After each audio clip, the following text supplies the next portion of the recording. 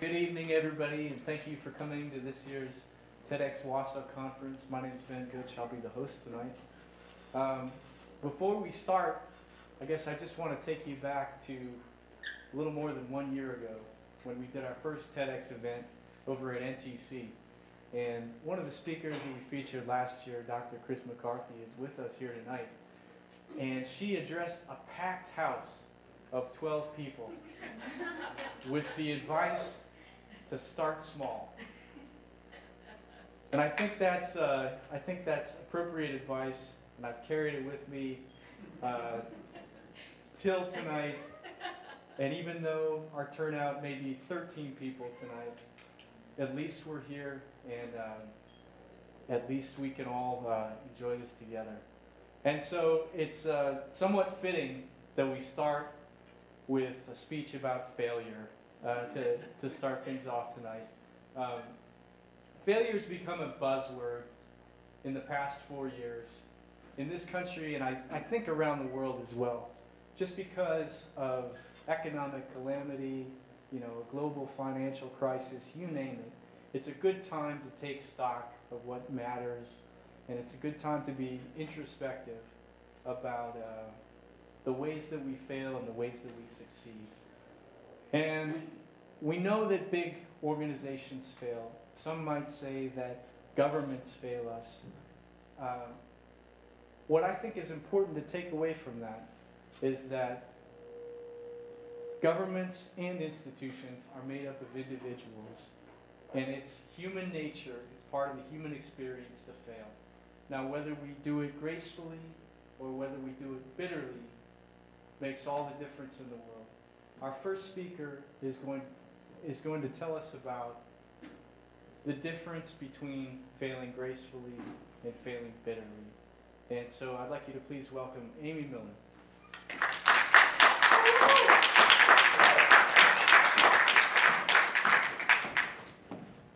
Good evening, everyone.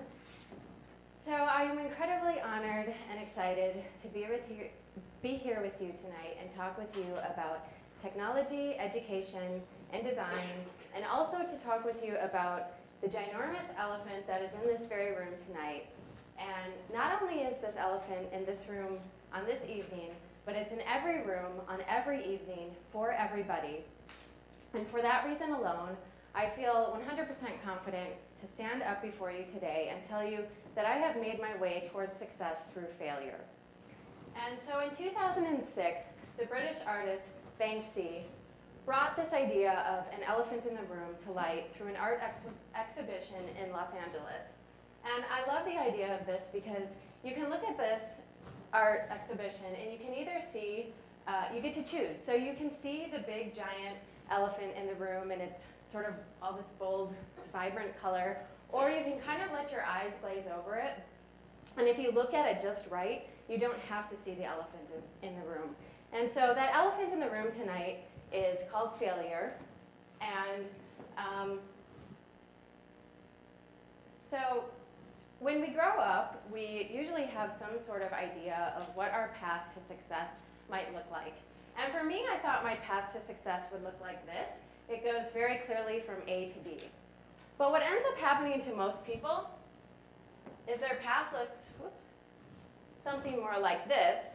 And this path has a few steps forward. Maybe you have a little stumble or a little fall. You take a step back, but you take a few more steps forward, another step back, and eventually, again, you get from point A to point B, and you're successful. And so I recently mapped out my own path to success, and this is what I came up with. And I noticed that the shape was nothing like the other path to success, but I still felt confident that I was successful, and so I kind of took a little bit of time to think about this.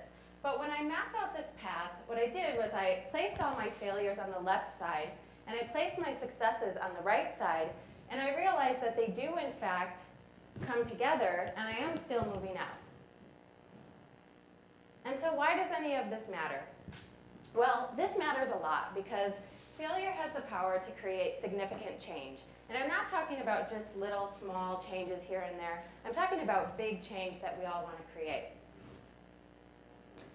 And so when I thought about my life and I realized that I was sort of tacking back and forth to get to where I wanted to go, I wondered if anybody else was doing this.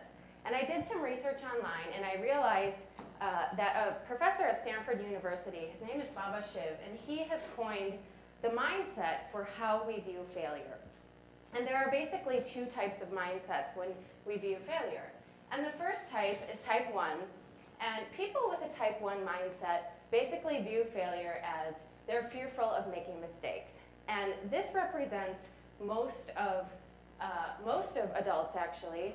But there's another type of mindset, and that's type 2 mindset. And type 2 mindset people aren't really afraid of making mistakes, but what they're even more afraid of is losing out on an opportunity. And so when you think about type 2 mindset, it's easy to think about children. And actually, it's been researched that children are born with a type 2 mindset. And only as they become adults and they fail and they go through other stages in life, a lot of things happen, but as they become adults, they shift typically from a type 2 mindset to a type 1 mindset. And I saw this really clear in my son when he was 4 years old and he was learning to ride a two-wheel bike. And so I put him on the bike and he went a little ways and he fell. So he fell. And right after he fell, he just really enthusiastically got up and got back on the bike. And I didn't say anything to him, but intuitively, he was able to make a little adjustment in his body, and he got on the bike and he fell again a few minutes later, and he did the same thing. He got up and he rode a little bit further this time, but he fell again. And so he did this for about 20 minutes, and I didn't say much to him, and after 20 minutes, he was riding the bike. And so this is basically type 2 mindset in action, and what they're teaching now at some universities is this concept of rapid prototyping. And I love this concept because I realized that I've kind of been rapid prototyping my entire life. So when you rapid prototype, you come up with an idea and you really quickly kind of throw something together and you put it on the market and you see what happens and you let it fail and then you bring it back and you make a few changes and you put it on the market again and it fails again and then you bring it back and you continue to do this. And what they found is when you do this sort of rapid prototyping exercise, you're able to truly be creative and innovate. And so it takes a lot of stress off of you because you don't have all of this anxiety about, you've put all this time and effort into it, and if it goes out, it's going to be this huge epic failure. And it took me a while to realize this because like a child on a bike, I have basically failed at several things in my life. And in the same sort of way that a child does, I've just been able to pick myself up and enthusiastically get back to a new task. And so I've done this a few times. I'm a little bit better at it now, and I don't really do as intense, I guess, of failures now. But I've come up with these 3 cardinal rules for failing, and I want to share them with you tonight. And the first one is failure plus success is possible. The second one is set yourself up for failure. And the third is impatience is a virtue. So I'll start with the first one. And oftentimes we have this notion that if we have failure, we cannot have success. And this makes sense because if you look up failure in the dictionary or on dictionary.com, you'll find that failure is actually defined as a lack of success.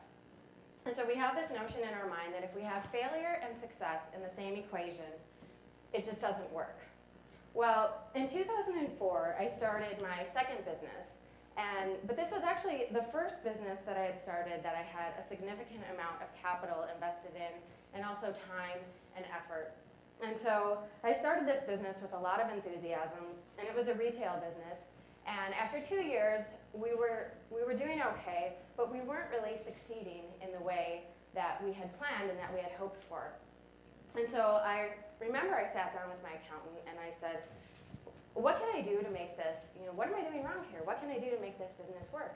And he said to me, well, you can do X, Y, and Z, but the truth of the matter is that you kind of entered into a deal that wasn't really favorable to you, and you can succeed at this business, but it's not going to be the level of success that you think it's going to be. And I heard him say that to me, but I didn't really hear that because I didn't want to fail. And so I went home and I thought about, okay, well, this is a retail business, and so in retail we judge profit by sales per square foot. And so I thought, what can I do to increase the sales per square foot?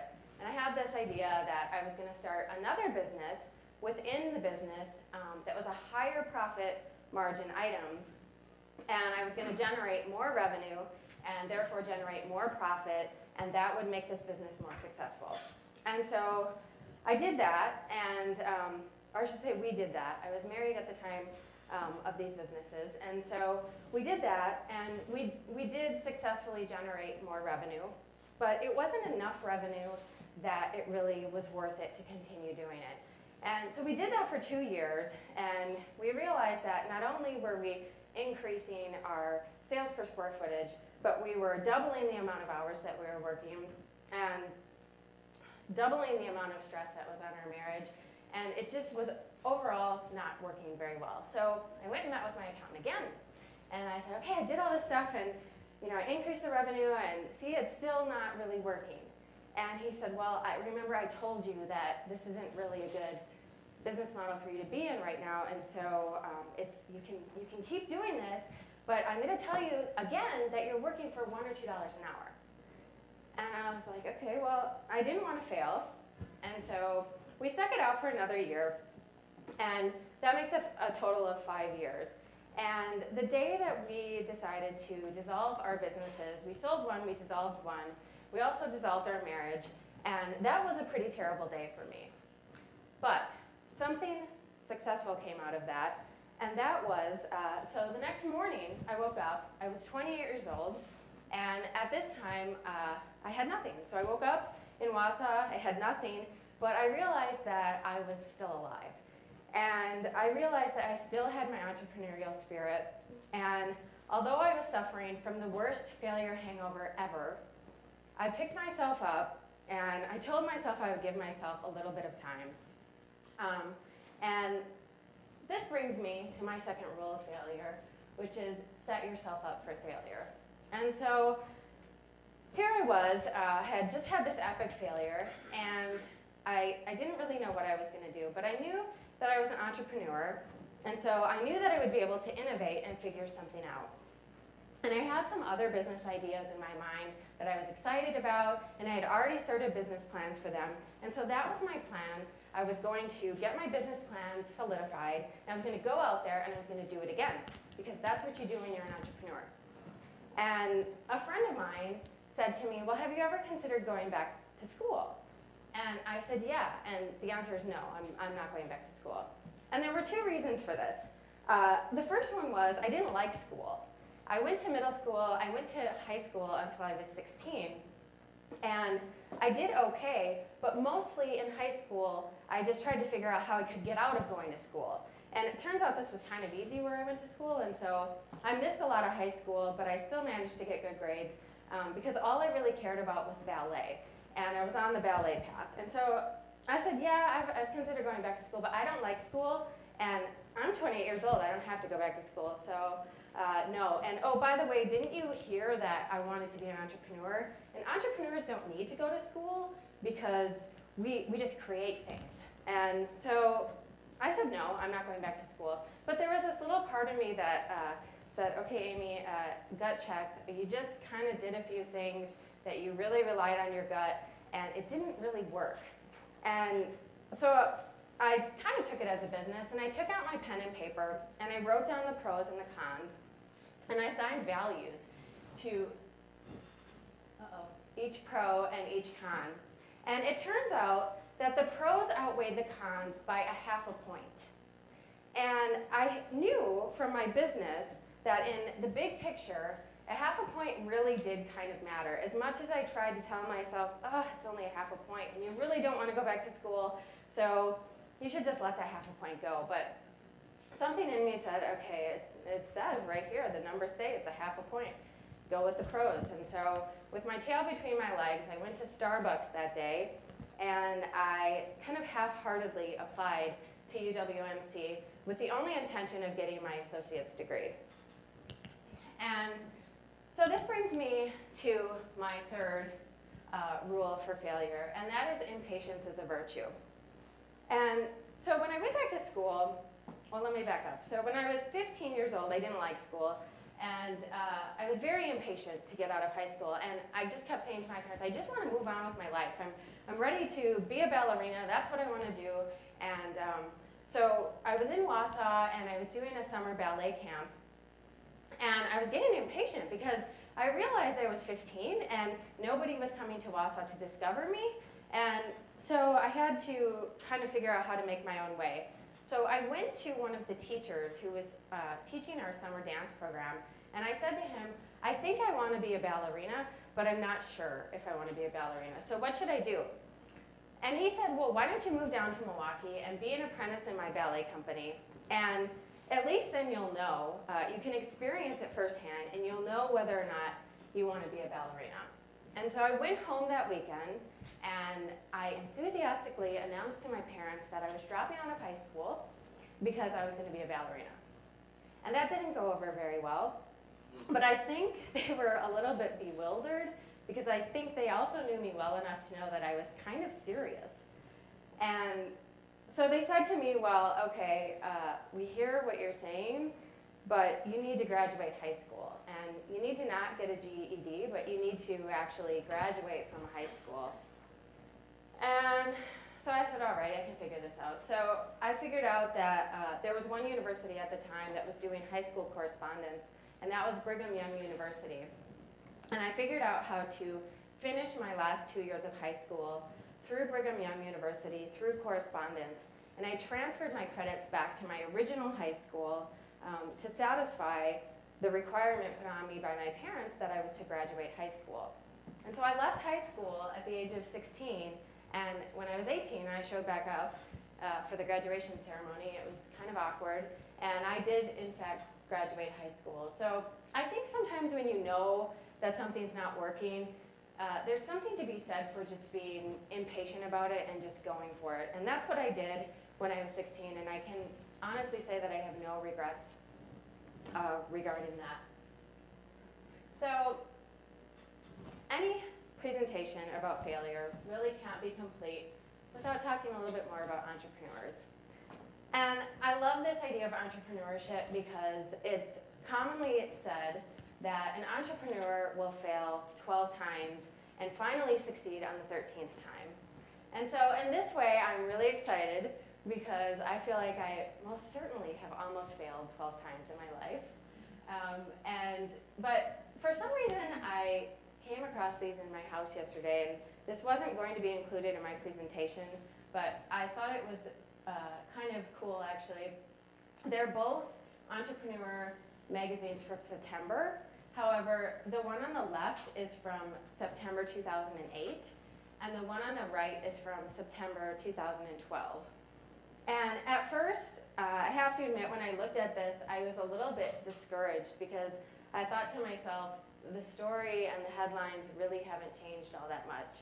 I mean, there's some difference, but I don't know. For me, I was kind of like, well, a whole lot has changed in the world from 2008 to 2012. And so I tried to think about why I even had these magazines, and then I remembered the one on the right. I was recently at a local establishment, and I read the letter from the editor in this entrepreneur magazine, and it really resonated with me, so much in fact that I went and asked if I could take the magazine because I wanted to reread it. And so I'd like to end with a quote from the editor of Entrepreneur magazine, and I hope that if you take anything from my talk tonight, that you at least take this sense of sort of pioneering spirit with you in all your successes and also in all of your failures. So Amy Cosper of Entrepreneur magazine wrote this: "The bottom line is this: no matter what life tosses your way, do these things and do them in this order. Fall to your knees and cry, but not for more than 7 minutes. Stop crying, dust yourself off, go buy some new clothes, and start over. Reintegrate. Whatever your ashes are, emerge from them a better version of yourself." Thank you.